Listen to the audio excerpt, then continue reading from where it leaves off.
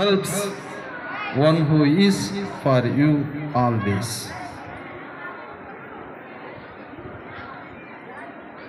యేసు ప్రభు ఆయన జీవితంలో ప్రజలతో మాట్లాడారు, మీతో పిల్లలతో మాట్లాడారు, పెద్దలతో మాట్లాడారు, ఎవరైతే అవసరంలో ఉన్నారో వాళ్ళందరితో మాట్లాడారు.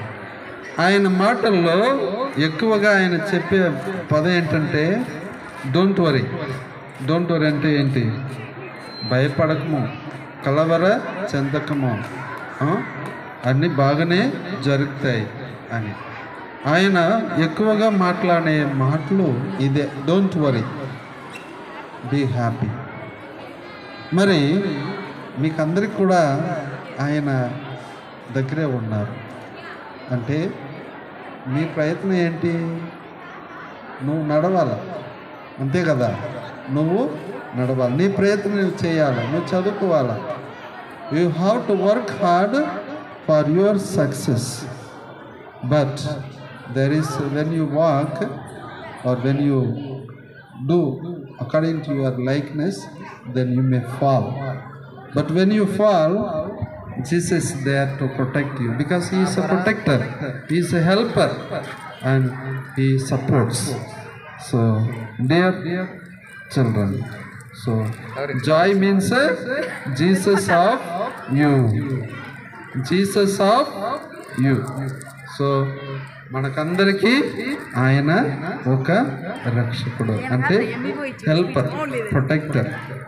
He helps you, he loves you, and he also ask you to help others.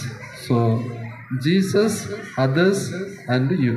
So Joy means Jesus and others and you. అంటే అదర్స్ అంటే ఎవరైతే అవసరంలో ఉన్నారో, ఎవరైతే బాధలో ఉన్నారో వాళ్ళని మనం ఆదుకోవాలి. అప్పుడే ఆ ఆనందం రెట్టింపు అవుతుంది. So once again wish you all the best. మన ప్రయత్నం మనం చేసుకోవాలి. ఈ సంవత్సరం మంచి మార్కులు మనం సంపాదించాలి, కష్టపడాలి. We have to work hard what teachers say. We have to obey the teachers, elders, and we should work hard for our future, for the good result. And any problems, then Jesus is there. దేవుడు మిమ్మల్ని అందరినీ కూడా ఆదుకుంటారు.